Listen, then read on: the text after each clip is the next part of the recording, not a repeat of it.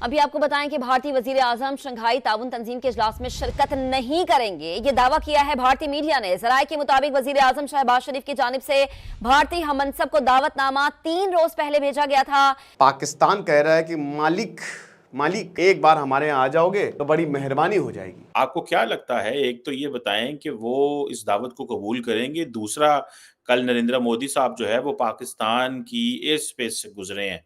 बताया जाता है कि अमूमन जब डिग्निटीज इस तरह एयर स्पेस से गुजरते हैं तो वो हुकूमत के लिए कुछ पैगामात छोड़ते हैं। देखिए, जिस तरह के मौजूदा हालात हैं, रिजेक्ट ही किया जाएगा, एक्सेप्ट तो कर नहीं सकते, क्योंकि जिस तरह के अब हमारे हालात जो ज़्यादातर आवाम ने और जो सोशल मीडिया ने और जो मुखालिफ लोग हैं ना, जो हमारा इत्तेहाद नहीं चाहते, उन लोगों ने जिस तरह के प्रोपेगेंडे किए हैं, लगता नहीं है कि वो एक्सेप्ट करेंगे।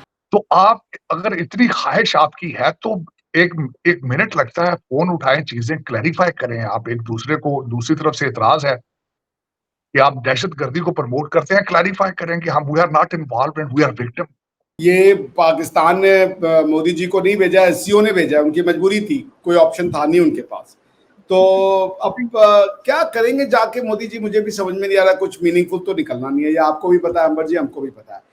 ये इतना मुश्किल काम नहीं है। अगर आप आईएमएफ को पैकेजेस दे सकते हैं, अगर आप सी पैक के लिए चाइना के साथ डीलिंग कर सकते हैं, और जब आप सी पैक बनाते हैं, बैंक ऑफ चाइना ले आते हैं हर शहर में, लोगों को चाइनीज जबान सिखाना शुरू कर देते हैं, लेकिन साथ अपने दूसरे पड़ोसी के साथ आपके जो हालात हैं वो इतने खराब हैं जिसकी हद नहीं है। अमेरिका के इन्फ्लुएंस को काउंटर करेंगे सेंट्रल एशिया में, तो आप कुंभकर्ण की तरह हंसी है। तो ये 4 ऑब्जेक्टिव हैं जो इसमें मेंबर स्टेट्स हैं, वो खुद ही रशिया चाइना खुद ही जो है इसका हनन कर रहे हैं। तो मुझे समझ में नहीं आता कि करते क्या होंगे ये समिट में, किस चीज़ पे बात करते होंगे। चाइना कहता होगा कि बॉर्डर इश्यू को रिजॉल्व करना है, तो भारत एस जयशंकर साहब एक तमाचा था, एक जबरदस्ती खुद ही बॉर्डर पे तुमने प्रॉब्लम क्रिएट की है।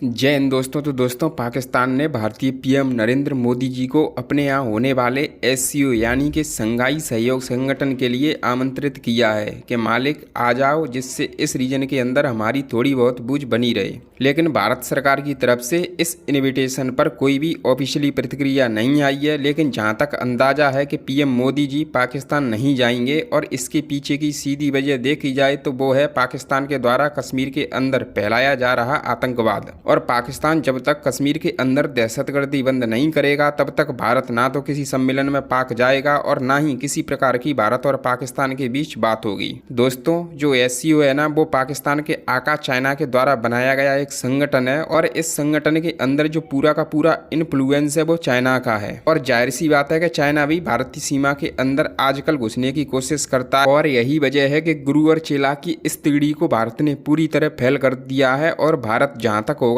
इस सम्मेलन में और पीएम मोदी जी इस सम्मेलन में भाग लेने के लिए बिल्कुल नहीं जा रहे हैं।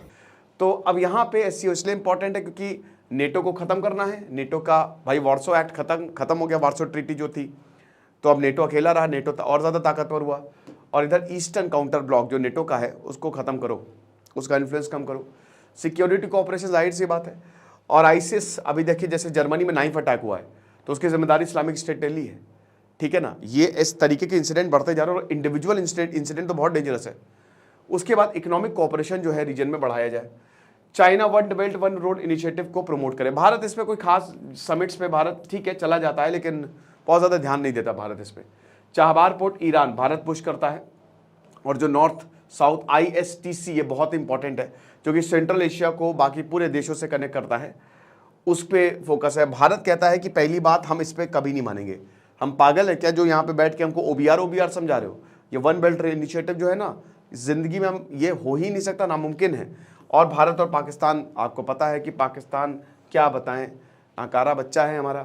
तो वही है कि बहुत समय से दुश्मनी जो है वो चलती चली आ रही है 1947 से।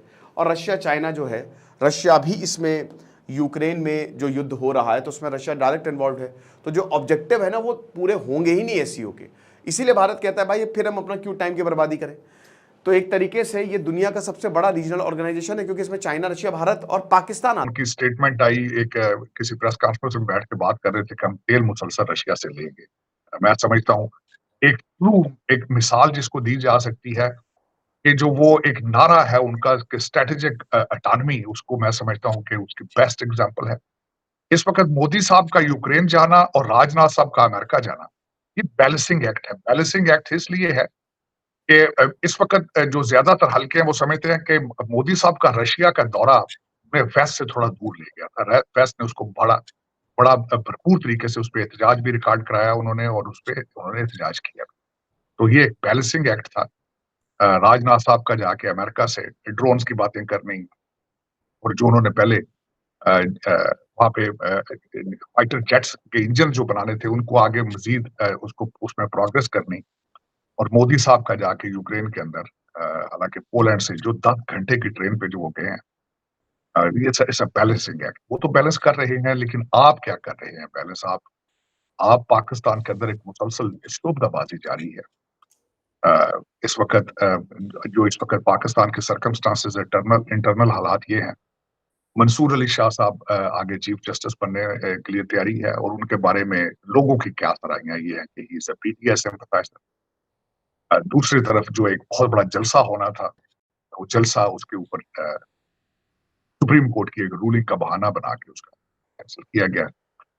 पहले चहमगोइयां ये थी कि स्वाति साहब को 7:30 बजे किस तरह वो जेल पहुंच गए, और स्वाति साहब पहले बिल्कुल जो लाइमलाइट में थे, जो बिल्कुल रडार पर नहीं थे, उन पे इतनी मेहरबानी क्यों फरमाई गई। अब ये नहीं पता कि उनको गले मिले हैं, उन्होंने चुम्मी ली है या नहीं ली है, क्योंकि माजी के अंदर किसी लीडर ने क्लेम किया था कि मुर्शिद पाक ने शायद मेरी चुम्मी भी ली है। लेकिन ये कि इतनी मेहरबानी उन पे फरमाई गई, स्वाति साहब को बुलाया गया और उसके बाद 2-3 दिन वो चैनलों पे छाए रहे। लेकिन आज डिनाइल भी आया है एस्टेब्लिशमेंट की तरफ से कि हमने राब्ता नहीं किया, शायद हो सकता है गवर्नमेंट ने राब्ता किया हो। लेकिन और मेरे जो पीटीआई के बच्चे जो फारग हैं अमीर लोगों के, उन्होंने कहा था कि 20 से 25 लाख लोगों का समंदर जो था वो चल पड़ा था और हर चीज जो है वो कांपना शुरू हो चुकी। हालांकि इनको पता नहीं है कि बेटा माजी में भी आप ना आपके एंसेस्टर निकले हैं इस तरह। आप बंगाली नहीं, यू आर नॉट बंगाली। मुझे आज भी वो बच्चे की शक्ल याद आती है जो कहता है, अब्बू जी मुझे पुलिस वाले मारते हैं, मैं इनकलाब किस तरह लेकर आऊंगा। तो दर हकीकत क्या ही अच्छा हो कि सवाबी में तो जलसे कर लेते हैं, लाहौर में भी अगर कोशिश की जाए जलसे की, लेकिन मेरा नहीं उम्मीद। हम सिर्फ पार्टी करेंगे, पार्टी से आगे नहीं जा पाएंगे। तकलीफ वाली बात यह है, आईएमएफ वाले भी दोबारा सोच में पड़े हैं। फिर हो सकता है जिस तरह वो आपको पहले भी जो चीज देते हैं वो 313 नाक की लकीरें निकलवा के आपसे देते हैं। मेरा ख्याल है फिर उनका शायद मूड चेंज हो चुका है। स्टेटमेंटें 2-4 उन्होंने ऐसी उल्टी सीधी दी हैं कि इनसे मजीद चीजें ले ली जाए पाकिस्तान से। पाकिस्तान के अंदर इस वक्त जो इन्फ्लेशन का तूफान है वो सिर्फ और सिर्फ आईएमएफ को खुश करने के लिए है। आईएमएफ के इसरार पे सारी चीजें टैक्सेस लगाए जा रहे हैं गरीब लोगों पे। हालांकि इस सारे आईएमएफ के पैकेज के जो जितने बेनिफिशियल हैं वो सारी आपकी रूलिंग के लिए है। इसका गरीब अवाम 25 करोड़ लोगों के साथ कोई रिलेशनशिप नहीं है। इसमें देखा जाए तो ये सारे का सारा लंदन और दुबई के अंदर पैसा जाएगा आईएमएफ का, लेकिन टैक्सेस जो है वो मेरे बच्चे देंगे। ये एक बहुत पुरानी स्टोरी है, कोई